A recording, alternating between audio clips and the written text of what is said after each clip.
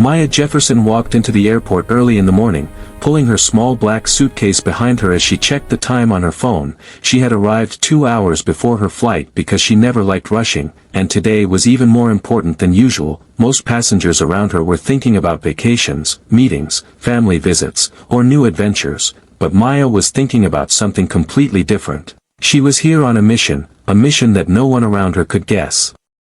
By looking at her simple jacket, jeans, and quiet expression. To everyone else, she looked like a normal traveler, maybe a teacher, maybe a nurse, maybe someone visiting relatives, but in reality, she was an FAA inspector, one of the people responsible for checking airport staff behavior, airline professionalism, and passenger treatment. Her job was to watch how workers behaved when they didn't know they were being observed. She wanted to see the real truth, not the fake smiles people put on when supervisors stood nearby. She had chosen to dress casually on purpose. Many inspectors did the same. When people think you're important, they act nice, but when they think you're no one, their true nature comes out. Maya knew this very well. She had worked undercover for years, and she had seen the best and the worst of human behavior. As she walked through the terminal, she studied everything quietly: a family struggling with luggage, a man arguing on the phone, an elderly woman smiling kindly at a child, and then there was the airport staff. Some were polite, helping passengers with genuine care, others were irritated, rolling their eyes when someone asked a question. But one person caught her attention almost immediately: the gate agent at her boarding area. His body language was sharp, aggressive, tired, and impatient. He spoke to people in short, cold sentences that made even calm passengers nervous. She watched him snap at a woman who asked if boarding would start soon. He rolled his eyes at a man who simply wanted to know which group he was in. This, Maya noted silently, was exactly the type of worker she needed to observe: someone who treated passengers differently depending on how stressed or annoyed he felt, someone who didn't think anyone important was watching him. Maya sat down on a chair near the window where she had the perfect view of the gate counter. She placed her small bag beside her and opened a book, pretending to read while actually watching everything. The morning sunlight spilled across the floor, mixing with the noise of rolling suitcases, fast footsteps, and airport announcements echoing overhead, but her focus remained on the man behind the counter. His name tag read Mark, but even his name plate looked tired, hanging slightly crooked on his uniform. He looked like someone who had been irritated long before the morning began, someone who woke up angry and carried it into work. When boarding time approached, passengers began lining up slowly. Maya waited calmly, letting the line shorten before she approached. She always preferred to let others go first. It allowed her to observe reactions more clearly and avoid unnecessary attention. She stood from her seat, smoothed her jacket, and walked toward the counter, holding her passport and ticket in her hand. Her step was calm, steady, respectful. She did not rush or show any sign of impatience. But the moment Mark saw her approaching, his expression changed. It wasn't a smile, not even a neutral look. It was something sharper, something like suspicion mixed with annoyance. Maya noticed instantly. She had seen that look many times in her career. Sometimes it came from security officers, sometimes from airline staff, and sometimes from people who simply judged her based on appearance. But she didn't react. She kept her face calm and polite. When she reached the counter, she gave a small smile and handed him her documents. "Good morning," she said in a soft but clear voice. Mark didn't respond. He didn't even look at her fully. He snatched the passport from her hand with unnecessary force and flipped it open. His eyes narrowed as if he were searching for something wrong, something to challenge, something to reject. Maya stood still. Her heart didn't race. She had too much experience for that. Instead, she watched carefully, reading every detail of his expression and behavior. Mark leaned closer to the passport, turning it in the light. "This doesn't look right," he muttered loudly enough for people behind her to hear. A few passengers shifted uncomfortably, whispering. Maya kept her voice calm. "Is there a problem?" He ignored her question, flipped through the pages aggressively, and then looked at her with a strange mixture of suspicion and disrespect. "Where are you traveling? Why do you have so many stamps?" he asked rudely. Maya answered gently, "I travel often for work." But Mark didn't like the answer. His jaws tightened, and he gave her a look that made it clear he had already decided she was a problem. Maya could feel the tension rising. She could sense that this moment might turn into something bigger, something serious, something that would reveal this man's true character in front of everyone. And without knowing who she really was, without knowing the power she carried, without knowing the consequences waiting for him ahead, Mark took a deep breath, as if preparing himself to do something he could never undo. Maya watched him closely, preparing herself, not as a passenger, but as the inspector she truly was. Maya stood calmly at the counter while Mark continued flipping through her passport like he was searching for a hidden crime. He held it up in the air, tilted it toward the light, and even smelled the pages as if that would prove something. Passengers behind her exchanged confused looks. Some began recording quietly with their phones, sensing that something wasn't normal here. Maya stayed silent. Her years of undercover work had taught her to let people reveal themselves. When someone behaves badly, you do not need to push them. You simply let them keep going. They eventually show the world exactly who they are. And Mark was already doing that faster than she expected. He tossed her passport onto the counter with a loud slap. "This doesn't look official," he said, his voice loud and sharp. "Where did you get this?" "Online." The crowd murmured. A few people gasped. The accusation was bold, unnecessary, and deeply disrespectful. Maya felt a sting, not because she was insulted, but because she saw exactly how he treated people he believed had no power. She had seen this type many times, people who behaved like kings behind a counter simply because they had a uniform and a lift-up desk. Maya lifted the passport gently and opened it. "It is official," she said softly. "If you check properly, you will see the holograms." But he snatched it back out of her hand before she could finish. The passengers behind her became more uncomfortable. Some whispered that the agent was out of line. One woman said, "She's being polite. Why is he acting like this?" Mark pretended not to hear. He tapped his fingers on the counter, irritated, almost angry that Maya wasn't reacting to his aggression. He wanted a reaction. He wanted fear. He wanted her to panic or argue so he could call security and prove himself right. But she stayed calm, and that only made him more hostile. He leaned forward. "Where exactly do you work?" he asked, staring straight into her eyes. Maya paused for a moment. She smiled politely. "I work in the aviation field." He snorted. "In aviation? You? Doing what? Cleaning airplanes?" There was a ripple of shock in the crowd. A man in line stepped forward as if ready to defend her, but Maya lifted her hand gently to stop him. She didn't need help. She had everything under control. Mark smirked like he had won something. He slammed the passport on the desk again. "Tell me the truth. Where did you get this fake? People try this all the time. You're not special." Maya tilted her head slightly, watching him closely. "Why do you think it is fake?" she asked, not accusing, not angry, just curious. He shrugged dramatically. "Because it looks wrong. The stamps look too perfect. And you don't look like someone who travels internationally that much." That was it. That sentence. That moment.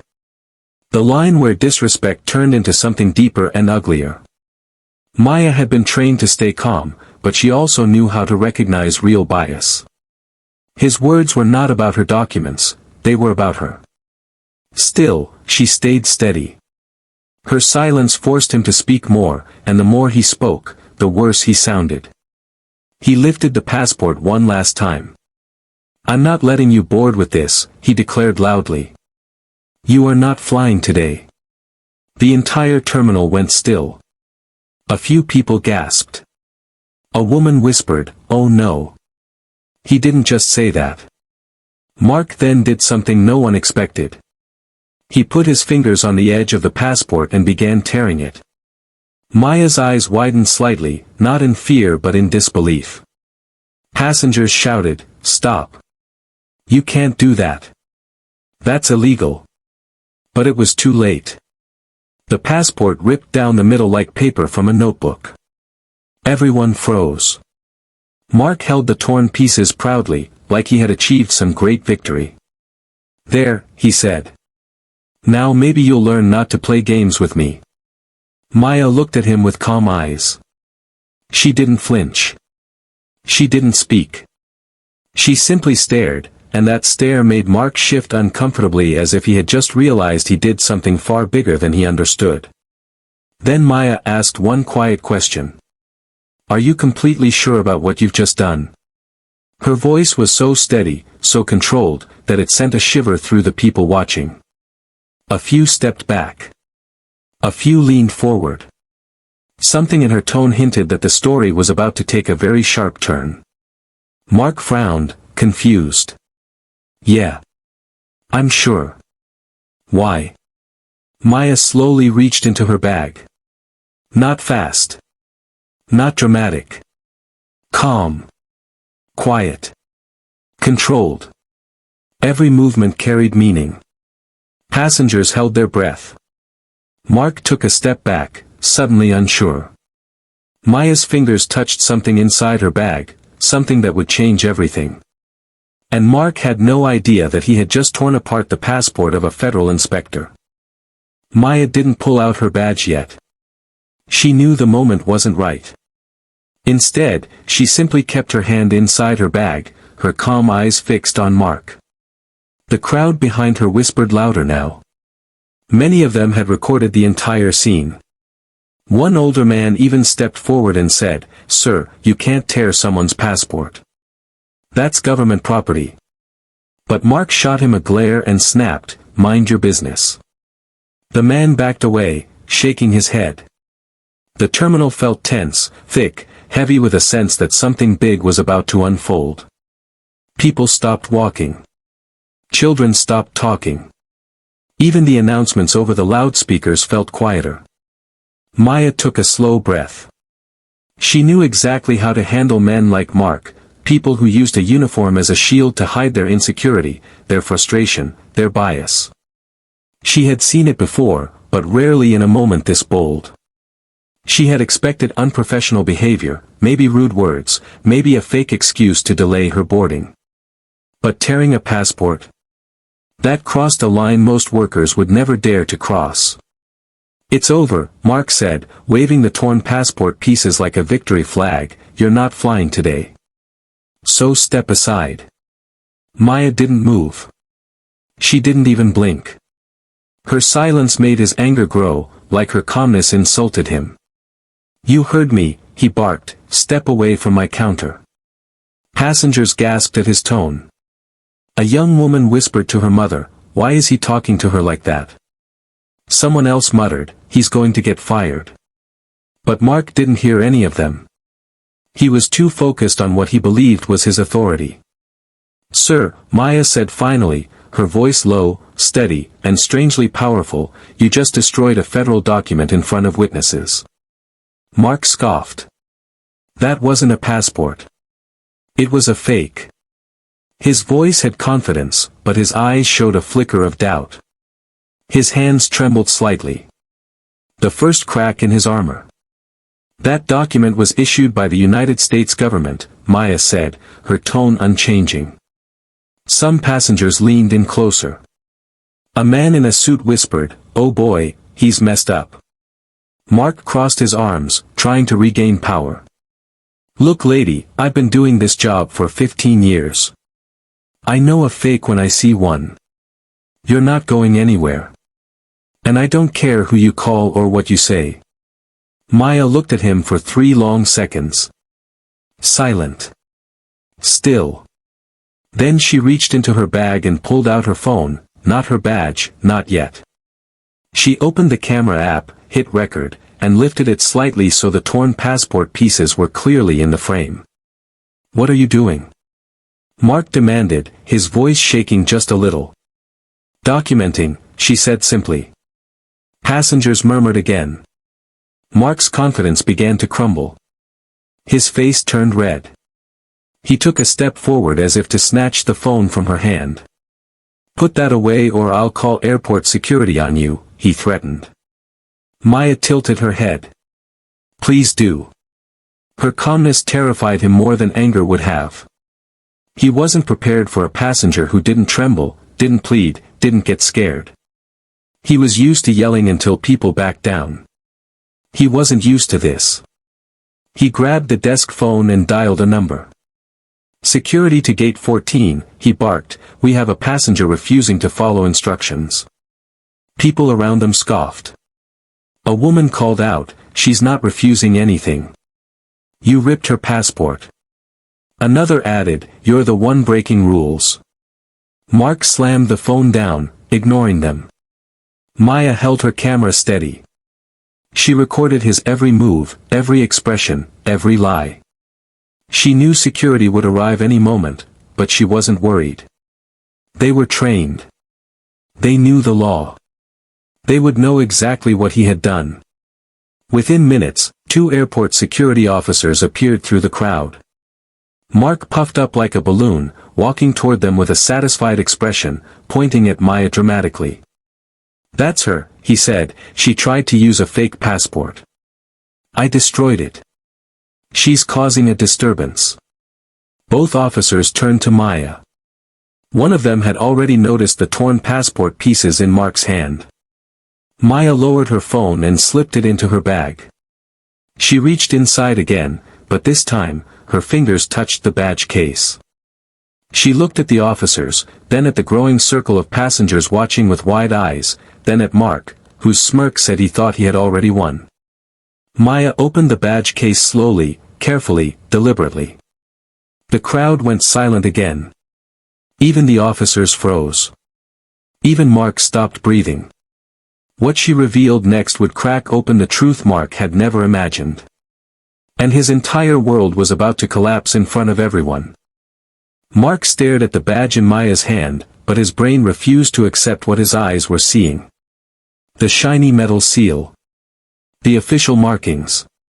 The identification number. The unmistakable authority of a federal badge. It all hit him like a sudden lightning strike, but his pride would not let him admit it. What is that supposed to be? He muttered weakly. One of the security officers stepped closer, his eyes widening as he read the badge carefully. Sir, she's FAA, he said slowly, almost in disbelief. The officer beside him stiffened. Passengers gasped. A few even clapped a hand over their mouth as if they were watching a plot twist in a movie. And in a way, this was a plot twist, one they would talk about for years. Maya finally spoke, her voice still calm. Federal Aviation Administration. Inspector Maya Jefferson. Undercover evaluation assignment. It felt like the entire terminal inhaled at the same time. Mark's face lost all color. His mouth opened, closed, then opened again like he was trying to speak through static. No, that can't be real, he stammered. Maya didn't argue. She simply held the badge steady between her fingers, letting him drown himself in the truth. The senior security officer cleared his throat. Ma'am, is what the passengers reported correct? Did this agent tear your passport? Yes, Maya said. And he did so without cause, without proper inspection procedure, and after several discriminatory comments. The officers exchanged stunned looks. Maya continued, I recorded the interaction. So did at least 5 other passengers. Please collect their statements. The passengers who recorded immediately stepped forward. I have it right here, a young man said. I got the whole thing. I did too, another woman said, already opening her phone gallery. Mark took a step back. Stop. Don't give her anything. She's lying. You can't trust her. The senior officer turned toward him sharply. Sir, you need to remain silent. Mark's voice cracked. But she tricked me. Maya raised an eyebrow slightly. I didn't trick you. I only allowed you to show how you treat passengers who you assume have no power. Mark's knees weakened. One of the officers gestured for him to stand aside. But he didn't move. He was frozen in shock. Passengers around began whispering louder. He's finished. He tore a federal passport. That's a felony, isn't it? She warned him. He picked the wrong person today. One woman whispered to her friend, "This feels like justice in real time." The airport supervisor, alerted by security, arrived seconds later. She marched straight toward the scene and demanded, "What's going on here?" The senior officer pointed at Maya first. "FAA inspector, ma'am." The supervisor blinked, stunned. Then her eyes darted to Mark, standing there pale and trembling. "What did he do?" Maya explained calmly, step by step, every detail of the encounter, his rudeness, his false accusations, his insults, and finally the destruction of her passport. She never raised her voice. She never added emotion. She stated the facts like a professional. The supervisor turned slowly toward Mark. "Is this true?"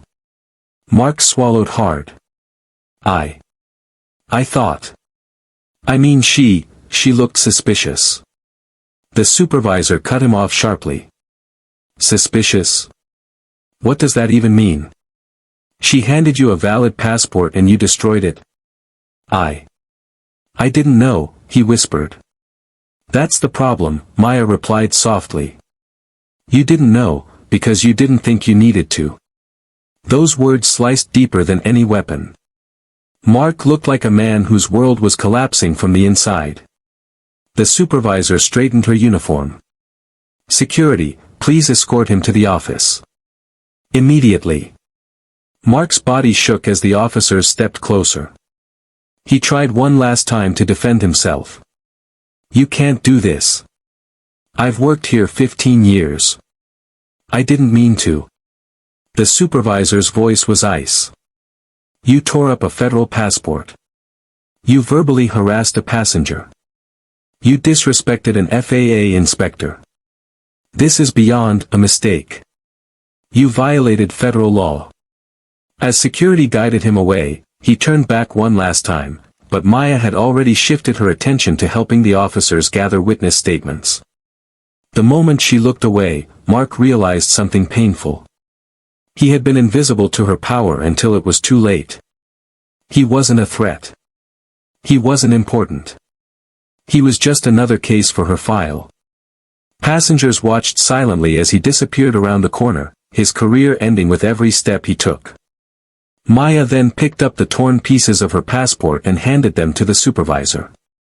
"I will need a report for federal documentation." "Of course," the supervisor said respectfully. "And ma'am, thank you for your professionalism." Maya nodded gently. "This isn't about punishing him. It's about protecting future passengers." And with that, the Real investigation was only just beginning. The moment Mark disappeared behind the corner, escorted by security, the atmosphere inside the terminal shifted completely. Passengers no longer whispered, they began talking openly, boldly. It felt like everyone had just watched the truth win after a long fight. But for Maya, the work was not over. It had barely begun. The airport supervisor guided her to a quieter corner near the counter, away from the noise of travelers rushing to their flights. "Inspector Jefferson," she said with a respectful tone Maya had not yet heard from anyone in this airport, "I want to assure you that we will cooperate fully. What happened is unacceptable." Maya nodded calmly. "I appreciate that. But I'll still need every detail documented." "Of course," the supervisor replied quickly. As the supervisor spoke to the security officers, Maya observed the passengers stepping forward with their phones, offering recordings, photos, and details. One elderly woman placed a gentle hand on Maya's arm and said, "I recorded everything, dear. I've never seen anyone stay so calm. You handled him better than anyone I've ever seen." Maya smiled warmly. "Thank you for helping." The woman squeezed her hand. "People like him shouldn't be dealing with travelers. You showed real strength today."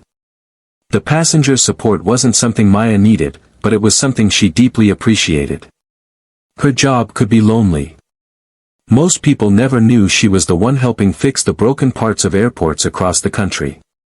Today, however, everyone knew exactly who she was, and she wouldn't hide anymore. A security officer approached her. "Ma'am, we need your statement for the immediate incident file.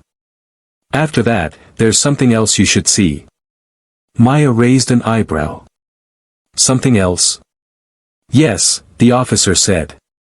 "We checked the register while you were giving your initial details. There are already several complaints filed about this agent. Not just from today." That made Maya pause. Complaints weren't unusual in airports, but the officer's tone suggested something larger. "Show me," she said. The officer led her and the supervisor to a small office behind the gate area. The room was cold, quiet, and filled with screens showing security footage. A computer on the desk displayed a long list of filed complaints. Maya stepped closer. There were dozens. Rudeness. Harassment. Discrimination. Improper handling of documents. Threatening behavior. Even refusing boarding without cause. The dates went back years. Maya took a slow breath. Why was this never escalated? The supervisor looked mortified. I honestly didn't know the extent. These reports get processed by different teams. Some staff retire. Some move. Some disappear. This airport is understaffed and overwhelmed, but that's not an excuse. Maya scrolled through the reports. One complaint caught her eye. Passenger alleges gate agent ripped a boarding pass and refused to reissue it. Another, gate agent accused of targeting certain passengers based on race or appearance. And another, gate agent yelled at an elderly traveler, causing a panic attack. Maya's jaw tightened, not in anger, but in a quiet, controlled disappointment. "He shouldn't have been allowed to work this long," she said softly. The supervisor lowered her head. "I agree." Maya closed the complaint window and looked directly at her. "This is bigger than what happened today. It is now a full-scale investigation into your gate operations, training, supervision, and reporting system." The supervisor swallowed. Are we in trouble?" "Yes," Maya said honestly, "but trouble can be the beginning of change. If you cooperate, this airport can become one of the safest and most respectful in the country." The supervisor nodded, grateful for the honesty rather than the fear. A knock on the door interrupted them. Another officer entered. "Ma'am. Mark is in the office right now. He's refusing to give a statement. He wants to speak to a lawyer." Maya nodded calmly. "That's his right. He also said he had no idea you were FAA." Maya's voice remained steady. "He wasn't supposed to know. My job is to see the truth in environments where workers believe no one important is watching." The officer looked impressed. "Well, he definitely showed the truth." Maya took her badge and placed it back into her bag. "I want to speak with him," she said. The supervisor looked shocked. "You do? After what he did?" "Yes," Maya replied. "Closure is part of any investigation. And sometimes, people reveal more when they believe everything is already lost." The officers led her down a hallway to a small interview room. Inside, Mark sat in a chair, shaking, hands gripping his knees. He looked smaller than before, like all the arrogance had drained out of him. When Maya stepped inside, he refused to look up. "You requested to speak?" she asked. He shook his head. "No. I didn't request anything." "But you do want answers," Maya said quietly. Slowly, painfully, he lifted his eyes. "Why did you do it?" she asked. His voice cracked as he whispered, "Because I thought you couldn't fight back." Maya stared at him, calm, steady, powerful. "That," she said, "is exactly why I'm here. And the real reckoning was just beginning." Maya stood in the small interview room, facing Mark as he finally lifted his eyes to meet hers. His arrogance was gone. His pride was gone. Even his anger had vanished. What remained was a man who suddenly understood the weight of everything he had done, but far too late. He swallowed hard. You don't understand," he whispered. "I understand more than you think," Maya replied softly.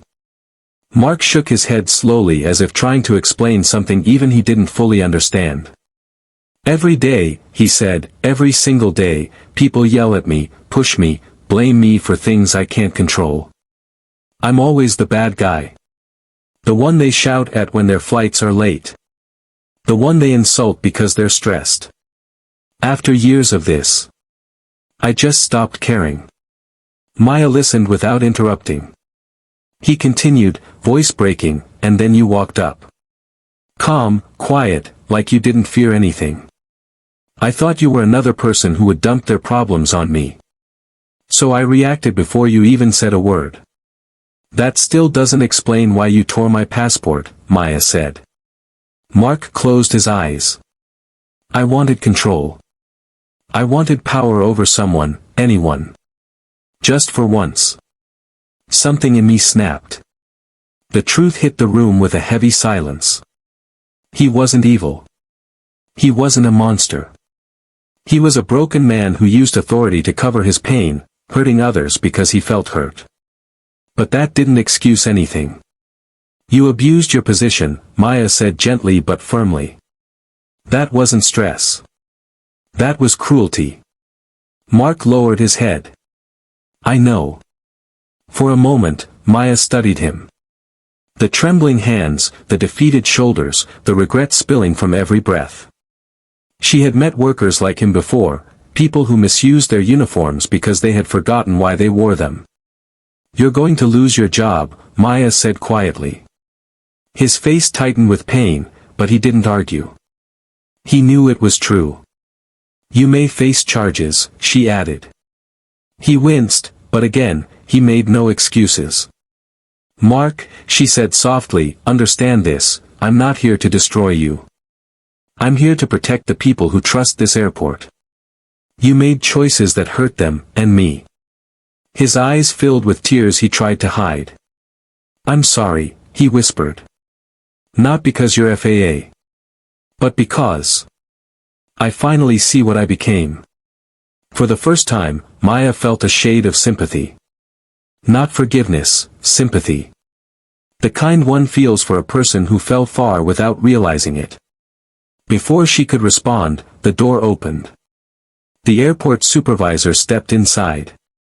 "Inspector Jefferson," she said, "the federal liaison is here. They need you." Maya nodded and turned to leave. But before she stepped out, she looked at Mark one last time. "This isn't the end of your life," she said. "But it is the start of a new chapter. What you do next will decide who you become." Mark stared at her like he didn't deserve her kindness, but he nodded slowly. Maya stepped out of the room and walked down the hallway where several officers and airport managers waited for her. They straightened when she approached. One man introduced himself. "Agent Torres, Federal Liaison. We've reviewed the preliminary details. We're launching a full investigation into gate operations, staff training, and bias-related incidents." Maya nodded. "Good. This airport needs it." Torres gestured toward a screen in the nearby office. "You should see this." Inside the room, a monitor displayed security footage, not from today, but from the past months. Clips of Mark speaking harshly to elderly passengers. Denying boarding without reason. Ignoring mothers with crying babies. Rolling his eyes at travelers who didn't speak fluent English. Shouting at a man in a wheelchair. Each video was a small knife, cutting deeper into the truth. The supervisor covered her mouth, horrified. I had no idea it was this bad." Maya kept her emotions steady, but inside, she felt a quiet sadness. "This is why undercover inspections matter," she said. "People behave differently when they think no one important is watching." Agent Torres nodded. We're recommending mandatory empathy training, stricter supervision, and a new auditing system. Maya turned toward the window overlooking the terminal. Travelers walked, talked, laughed, hurried, completely unaware of the reforms about to reshape their experience. Then something unexpected happened. One of the passengers from earlier, a young mother with a toddler, approached Maya through the glass office door. She waved gently. Maya stepped outside. The woman smiled. "I just wanted to say thank you. I fly a lot, and people like him make traveling scary. What you did today, it gave all of us hope." Maya's heart warmed. "Thank you for saying that." The woman touched her arm. "Don't ever stop doing what you do." And that simple sentence meant more to Maya than any badge or title she carried. Because today wasn't just about catching one bad worker. It was about protecting millions of travelers. And Maya Jefferson wasn't done yet. Part 7 will be even stronger, with a powerful emotional and dramatic payoff. Just say, "Start Part 7, and I'll continue." Maya followed Agent Torres toward another office deeper inside the terminal. As they walked, she sensed a strange calm settling inside her. The worst part of the incident was over, but the responsibility still sat on her shoulders like silent weight. She knew today would become part of her official record, maybe even part of aviation training materials in the future. It wasn't just a single event. It was the beginning of change. Inside the office, a long table was covered with printed reports, old complaints, staffing rosters, and internal emails. A team of investigators sat around it, whispering among themselves. When Maya walked in, they stood respectfully. "Inspector Jefferson," one said. "We've compiled the timeline of misconduct." "Thank you," Maya replied. They handed her a folder. Inside were the documents she needed: employee evaluations, ignored passenger complaints, and records that supervisors had failed to follow up on. The pattern was unmistakable. It wasn't just Mark's behavior, it was a failing system. A system that allowed someone like him to hide behind procedure. "This is exactly what we feared," Agent Torres said. "The question is, what do we do now?" Maya closed the folder slowly. "We rebuild," she said. "We start with accountability, then we introduce new safeguards, new training, new oversight. One airport at a time." The investigators nodded. They trusted her. They needed her. But before they could begin outlining the reform plan, the supervisor rushed into the office with a worried expression. "Inspector Jefferson," she said, "there's an issue, in the holding room." Maya straightened. "With Mark?" The supervisor nodded. "He's refusing to sign the misconduct report. He's claiming this is all unfair. He's saying he's the victim." Maya exchanged a glance with Agent Torres. This wasn't surprising. Some people collapse when faced with consequences. Others fight, even when they're wrong. "Let me speak to him again," Maya said. The supervisor led her back down the hallway. The nervous energy in the air grew thicker as they approached the holding room. When Maya stepped inside, she found Mark sitting at the small metal table, hands shaking, his eyes red from crying. He didn't look angry this time. He looked lost. "You came back," he whispered. "Yes," Maya said. "You refused to sign the report." Mark nodded weakly, rubbing his palms together. "Because, it feels like everything is crashing down at once. I know what I did was wrong. I know I crossed every line possible. But, you don't understand what this job does to a person." Maya sat across from him. "Explain it to me." Mark hesitated. "People treat us like robots. Like punching bags. They scream. They curse. They blame us for every delay, every cancellation. After a while, you start to hate everyone who comes to your counter." I changed without noticing it. Maya listened. She had heard similar stories across the country, but it didn't excuse the severity of what he'd done. You did lose yourself, she said softly, but your behavior didn't come from stress alone. You targeted people. You judged them. You hurt them. Mark covered his face with his hands. I know. And now it's too late. Maya leaned forward. Mark, listen to me. This investigation isn't just about punishing you. It's about understanding why people like you feel unsupported, and why airports must protect both passengers and employees. You didn't need to become the villain. But you chose to. He took a long breath. What happens next? That depends on you, Maya said. If you cooperate, your honesty will be noted. If you don't, everything becomes harder. Mark looked down at the table. I'll cooperate, he said quietly. It's the least I can do. Maya stood. Good. That's a start. As she opened the door to leave, Mark spoke again. Inspector, thank you for not treating me like trash. I didn't deserve kindness.